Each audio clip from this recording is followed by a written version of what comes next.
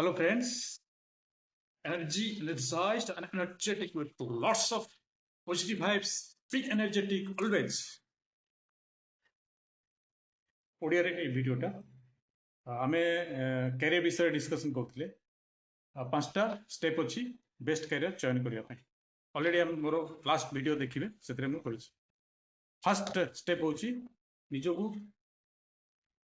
Define କରିବା। Define ମାନେ ନିଜକୁ ଚିହ୍ନିବା।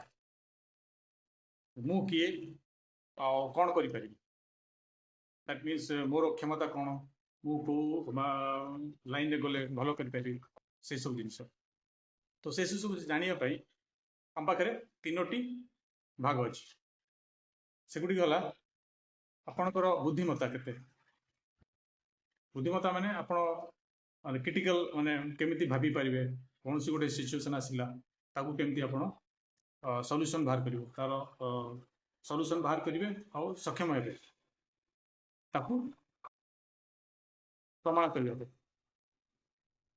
ସେକେଣ୍ଡ ହେଉଛି ଶାରୀରିକ ଭାଗ। ଆପଣ କେମିତି ଆପଣଙ୍କୁ ମାନେ ଫିଜିକାଲି ଶାରୀରିକ ଭାଗ ମାନେ ଆପଣ ନିଜକୁ କେମିତି ମେଣ୍ଟେନ୍ କରୁଛନ୍ତି। ଆପଣ ବହୁତ ଆକ୍ଟିଭ ଅଛନ୍ତି ନା ଡଲ୍ ଅଛନ୍ତି, କୌଣସି ଗୋଟେ କାମ କରିବା ପାଇଁ କେତେ ଇଣ୍ଟରେଷ୍ଟ ଅଛନ୍ତି, ଆପଣ ଶରୀର ଆପଣ କେତେ ସପୋର୍ଟ କରୁଛି। ଆଉ ଥାର୍ଡ ହେଉଛି ଆପଣ କେତେ ସାମାଜିକ, ମାନେ ଲୋକମାନେ ଆପଣଙ୍କୁ ପସନ୍ଦ କରୁଛନ୍ତି କି ନାହିଁ, ଆପଣ ଲୋକମାନଙ୍କୁ କେତେ ନେଟୱାର୍କ କରିପାରୁଛନ୍ତି ନାହିଁ, ଆପଣ ଲୋକମାନେ ଆପଣଙ୍କୁ ଚିହ୍ନୁଛନ୍ତି, ଆପଣଙ୍କର ଲିଡରସିପ୍, ଆପଣ ଲୋକମାନେ ଆପଣଙ୍କ ପଛରେ ଅଛନ୍ତି କି ନାହିଁ, ଲିଡରସିପ୍ କ୍ୱାଲିଟି ଯାହା କୁହନ୍ତି। ଏ ତିନିଟା ଜିନିଷ। ଏ ତିନିଟା ଜିନିଷ ପରେ ଯେଉଁ ଜାଣିବା, ଆମେ କେମିତି ଜାଣିବା ଆର୍ଟିଫିସିଆଲ ଇଣ୍ଟେଲିଜେନ୍ସ ୟୁଜ୍ କରି। ବର୍ତ୍ତମାନ ଯେଉଁ ଟେକ୍ନୋଲୋଜି ଯେଉଁ ଆସିଛି ତାକୁ ୟୁଜ୍ କରିକି ଆମେ ବାହାର କରିବା। ଆଉ ଆର୍ଟିଫିସିଆଲ ଇଣ୍ଟେଲିଜେନ୍ସ ଆପଣଙ୍କୁ ଟେଷ୍ଟ କରିବ।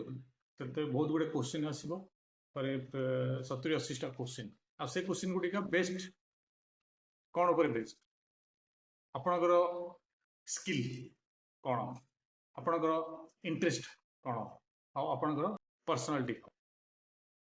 ସ୍କିଲ୍ ମାନେ 14ଟା ସ୍କିଲ୍ ଉପରେ କୋଶ୍ଚିନ୍ ଆସିବ, ଯେମିତି ଆନାଲିଟିକାଲ ସ୍କିଲ୍, ତାପରେ ଆଉ ଯେତେ ଲାଙ୍ଗୁଏଜ ସ୍କିଲ୍ ଆପଣଙ୍କର ଅଛି କେମିତିଆ, ଆପଣ ପରଫର୍ମିଂ ଆର୍ଟ୍ସର ସ୍କିଲ୍ କେମିତି ଅଛି, ଆଉ ଲିଡରସିପ୍ ସ୍କିଲ୍ କେମିତି ଅଛି, ଏସବୁ ଉପରେ 14ଟା ସ୍କିଲ୍।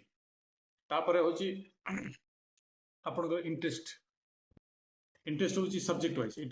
ମାନେ ଏଇଟା ଆସିବ ସବଜେକ୍ଟ ୱାଇଜ୍। ଆପଣ ସାଇନ୍ସରେ କେତେ ଇଣ୍ଟରେଷ୍ଟ ଅଛି, ମ୍ୟାଥମେଟିକ୍ସରେ କେତେ, ଆର୍ଟ୍ସରେ କେତେ ଇଣ୍ଟରେଷ୍ଟ ଅଛି, ସେସବୁ ଉପରେ କୋଶ୍ଚିନ୍ ଆସିଛି। ଆଉ ଥାର୍ଡ ହେଉଛି ପର୍ସନାଲିଟି, ଆପଣଙ୍କର ବ୍ୟକ୍ତିତ୍ୱ କିପରି, କେଉଁ ପ୍ରକାର ବ୍ୟକ୍ତିତ୍ୱ ଆପଣ, କେତେ ଗୁଡ଼େ ମାନେ 20-21ଟା ପ୍ରକାର ଅଛି ବ୍ୟକ୍ତିତ୍ୱ, ତାକୁ ନେଇକି କୋଶ୍ଚିନ୍ ଆନ୍ସର ଗୁଡ଼ା ହେବ।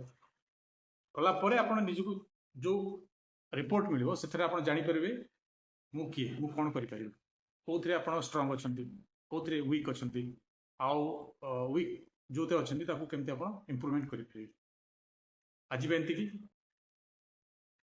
ଧନ୍ୟବାଦ। All the love, all the power.